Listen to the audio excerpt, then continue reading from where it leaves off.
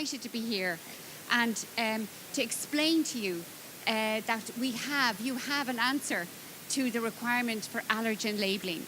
This came in on the 13th of December 2014, and it's a really big challenge. It's the first time food service industry have had to label their food, and it's a statutory requirement, and the stakes are very high. Your business is all about consumers and meeting consumers' needs. And this is a picture taken from the centre of Dublin. And in fact, our office in FSAI is just down the street here. And it's a busy lunchtime, normal lunchtime in Dublin, not any special event. Hundreds of people. And they're all out looking for their lunch. They're not going to be able to make it home. They've been there for a while. And this is a situation that everybody in this exhibition centre today is facing. They're going to be looking to buy food. But for 2 out of every 100 people in this building and on the streets of Dublin and throughout Ireland who have a food allergy or an intolerance, buying food out of home is very challenging and can actually cause them a lot of illness if they get it wrong. If they inadvertently eat food that has an allergen in the ingredient, they can be sick. Now, for some, it's a mild discomfort. It's just a little rash. It goes away in a day or so. Or maybe sneezing. They'll have a runny nose for a few days. But for others, it's much more serious. Very severe skin rashes that require steroidal creams, to get rid of it. Or such severe abdominal cramps, diarrhea, vomiting, that they actually can't work. They actually have to go home, take a day off. But for some, they can actually have an anaphylaxis, which is a major reaction by the body. And it's life-threatening. And this is where we have an EpiPen, and we need urgent medical attention. And we have had fatalities. Every year in Ireland, we have fatalities. And because it's so serious, the European Commission brought in rules that all food service businesses, anybody selling food, must declare the allergens that are in that food, no matter how tiny the amount. If you have it in there, you have to let your customers know. Now, this applies to all people selling food, whether it's your catering business and you haven't any premises, you just go out and you serve food in different outlets, you are required to inform all of the people you're serving food to about the allergens present in it. If it's alcohol, you have to declare the allergens that are present. If it's even a farmer's market or a community fair, a horse show, and you just have a little barrel there, you have to declare the allergens that are in your food. And of course, all the usual delis, deli counters in supermarkets, restaurants, all have to declare allergens. This is very, very challenging, but it is the law. And it has been enforced now for 2 years. The biggest challenge is that this applies to loose food, not pre-packaged food. Pre-packaged food automatically has allergens on it, and people who make pre-packaged foods are very used to labelling. But people, it's because it's the first time labelling applies to non-pre-packaged foods, the challenges are huge. And we found it actually very difficult to even get the attention of people selling loose food, because they kept saying, well, it doesn't really apply to us. Like, we just don't do labels. And when they realised, maybe a couple of weeks before the law came in, this guy is absolutely right. This is more than nuts. And it really is, because nuts are an allergen. There are many allergens throughout food, many more than nuts. But in terms of your legal responsibility, in the law, there are 14 categories of allergens. So I'm going to bring you through those now. It's not just 14 allergens, 14 actual categories. So you can see, for example, for the gluten, that would refer to all of the cereals containing gluten. So it's all wheat, rye, barley, and oats. So you'd know that in bread, well, that's wheat. But would you really know that there's a little bit of wheat flour transporting your spices in a lot of food, or in your soups, for example? There's a lot of hidden gluten. And similarly, we have crustaceans. Well, they're easy enough to recognise, our prawns and our lobsters. Eggs are another one that an egg is an egg, but egg is actually right throughout many foods as a hidden ingredient. Fish, peanuts, soya beans. Soya beans is in almost everything. It's used as fillers in processed meat products. It's used in bread.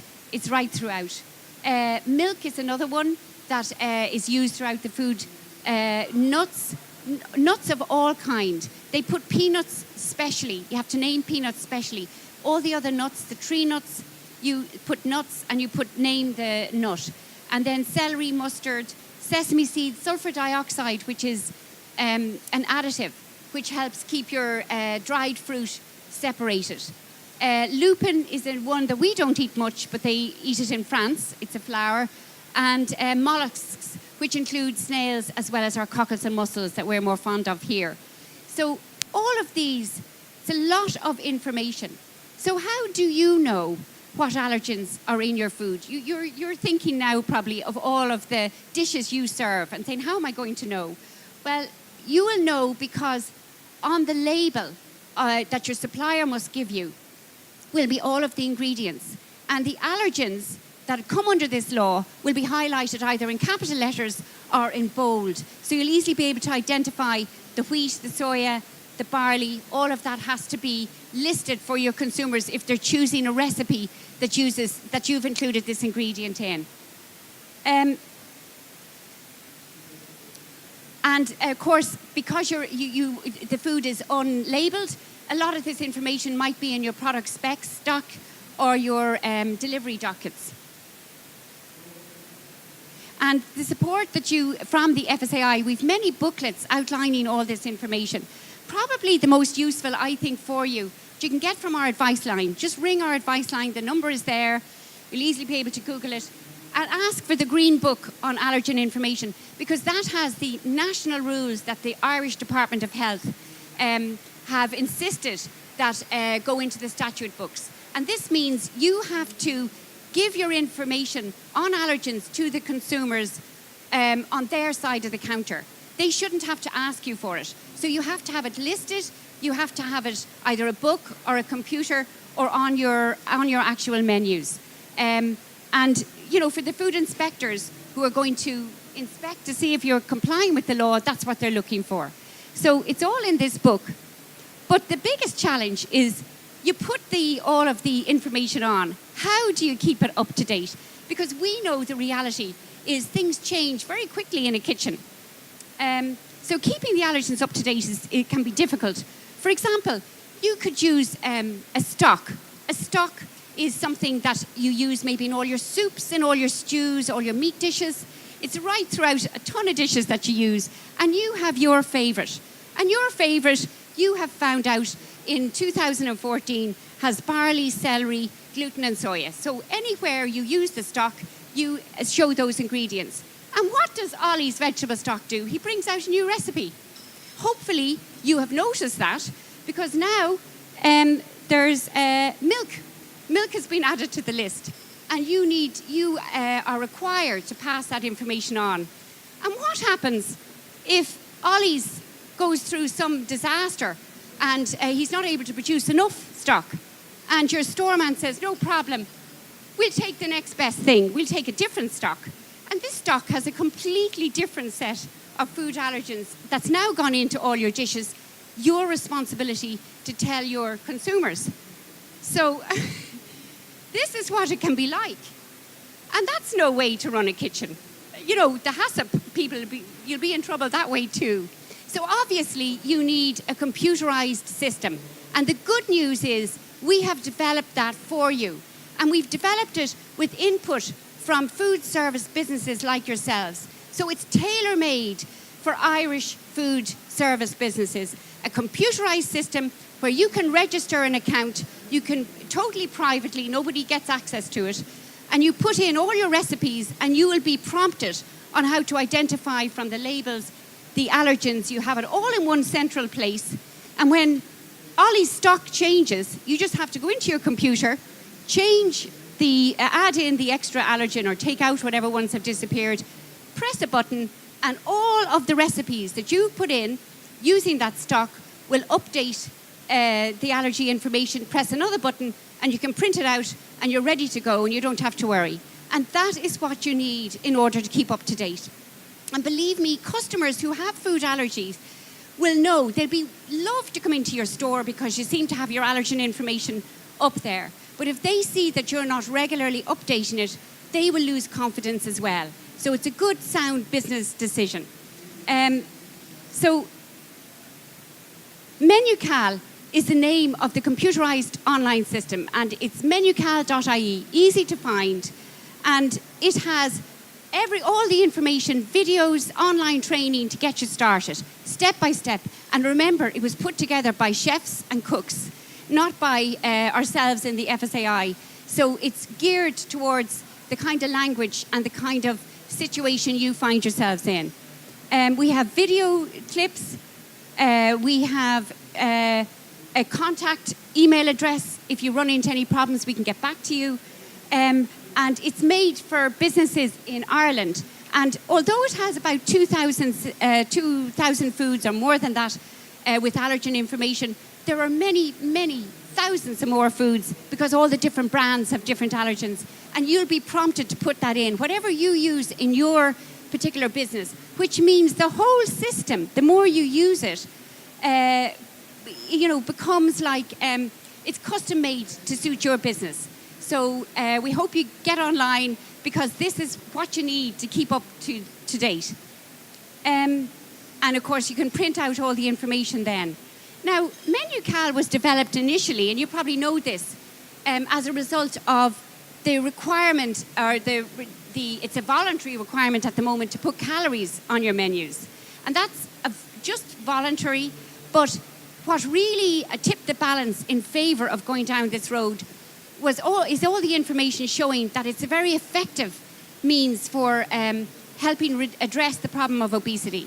And not only that, I think what really got the attention of all of you is when we ran a national consultation, and we were shocked. I've done a lot of research in my time.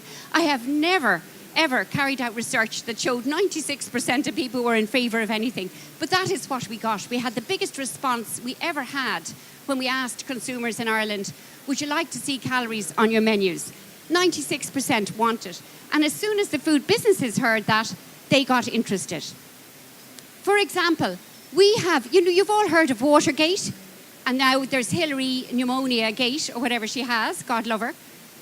But we had a Muffin Gate situation. Now, any of you who sell muffins will remember this, or maybe it was Scone Gate as well. We had a Scone Gate. And this is where social media just takes off. And this was when some girl was, struggling with her weight, doing her best, and she was starving. And she called in for a snack, and she saw this bursting with berries. It looked very appetizing. So she went for it, and she found out afterwards that it was more than a third of the calories she needed for the day were in that one muffin. And she got online, and it became a whole big story. So what would happen if you were using MenuCal for all your allergen information? With a couple of extra steps, you can find out the calories in that muffin. And supposing you decided, I'm going to divide that into 3. You might think, how am I going to sell it? It's tiny. But if you put the calorie label on it, believe me, there's a load of people, the vast majority, would be interested. So it's a way of marketing, and you might notice your profit margin increases. So it helps your bottom line in more ways than one. Now, where calorie menu labeling was introduced is America, where most of the businesses are big chains. So they put the calories in one outlet, and then they spread that across 100 chains across the country. So they have economy of scale. It's never really been tried in a country like Ireland, where over 80% of businesses are small, medium enterprises, family-run businesses like this mother and daughter, owner-operated. And you all know the businesses that you have in Ireland. But while we might be at a disadvantage, in terms of dilution of scale, of getting it right in one restaurant and spreading it among 16, what we do have up our sleeve is one of the biggest advantages, and that is we have passion. We have passion that you'll never find in a chain business. Owner-operators are so proud, and rightly so. They develop unique, award-winning recipes, And they're always listening to their customers to find out, what do you want, so that I can give it to you, so that I can, actually increase my business. But when it came to calories, they were a little bit stumped because they said, well, I'll get back to you. And this is how some of the business owners felt. They said, how am I going to do it? I have to ring a dietitian. And every time Ollie's stock changes, that'll be another cost to the dietitian. But this is where, when we talked with them and they said, what we need is to be able to do it ourselves. We need a simple system that'll bring us through and show us step by step how to do it. And so that's what MenuCal was developed as. And when we started developing it, we honestly thought, out there in the world, we will find a calculator and we'll just adapt it to Irish situations. But unfortunately, there was nothing suitable available.